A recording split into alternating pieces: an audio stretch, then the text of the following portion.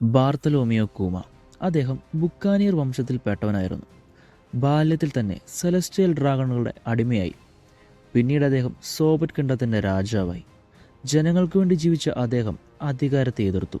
World ഗവൺമെന്റിനെതിരെ പോരാടി. പിന്നീട് അദ്ദേഹം തന്റെ ശരീരം ഗവൺമെന്റിന് സമർപ്പിച്ചു. വെഗാപങ്ങിന്റെ പെസിഫിസ്റ്റ പരീക്ഷണത്തിൽ അദ്ദേഹവും ഭാഗമായി. ഇതിലൂടെ അദ്ദേഹത്തിന്റെ മനസ്സും ഓർമ്മകളും ഗവൺമെന്റ് ഏറ്റെടുത്തു. ഇതെല്ലാം അദ്ദേഹം സഹിച്ചത് തന്റെ മകളായ ബോണിയുടെ ജീവൻ രക്ഷിക്കാനായി മാത്രമായിരുന്നു. പൂർണ്ണമായും യന്ത്രമനുഷ്യനായി മാറിയ കൂമ തന്റെ ആത്മാവും മനുഷ്യാവസ്ഥയും വിട്ടു നൽകി. കൂമ ഒരു ശത്രുവോ അല്ലെങ്കിൽ ഒരു രക്ഷകനോ എന്ന് പോലും വ്യക്തമല്ല. എന്നാൽ കൂമയുടെ പശ്ചാത്തലത്തിലേക്ക് ഒന്ന് തിരിഞ്ഞു നോക്കിയാൽ അവന്റെ ഉള്ളിലെ തീവ്രവേദനയും സത്യവും നമുക്ക് മനസ്സിലാവും. മനുഷ്യന്റെ സ്വാതന്ത്ര്യവും അഭിമാനവും കീറിമുറിക്കപ്പെട്ട ഒന്ന് തന്നെയാണ് അടിമത്തം. കൂമയുടെ ജീവിതം അതിന്റെ ഒരു ഉദാഹരണമാണ്. ശരീരം മാത്രമല്ല, മനസ്സും ബന്ധിച്ചിരിപ്പിക്കുന്ന തന്റെ സ്വന്തം കുലം, തന്റെ ചരിത്രം, ആത്മവിശ്വാസം എല്ലാം വേൾഡ് ഗവൺമെന്റ് നശിപ്പിച്ചിരിക്കുന്നു. അടിമത്തം മനുഷ്യരെ അവരുടെ പേര് പോലും മറക്കാൻ പഠിപ്പിച്ചു. അടിമത്തം അതൊരു ചരിത്രം മാത്രമല്ല, അതിന്നും ചിലരുടെയൊക്കെ യാഥാർത്ഥ്യമാണ്. സ്വന്തം വ്യക്തിത്വത്തിൽ ജീവിക്കുന്ന ഒരു മനുഷ്യൻ എന്ന നിലയിൽ, സ്വാതന്ത്ര്യം അവകാശമാണെന്ന് മനസ്സിലാക്കിയിട്ടുള്ള ഒരു വ്യക്തി എന്ന നിലയിൽ കൂമയുടെ ചരിത്രം കാണാൻ നിങ്ങൾ തയ്യാറാണെങ്കിൽ let me know in comments.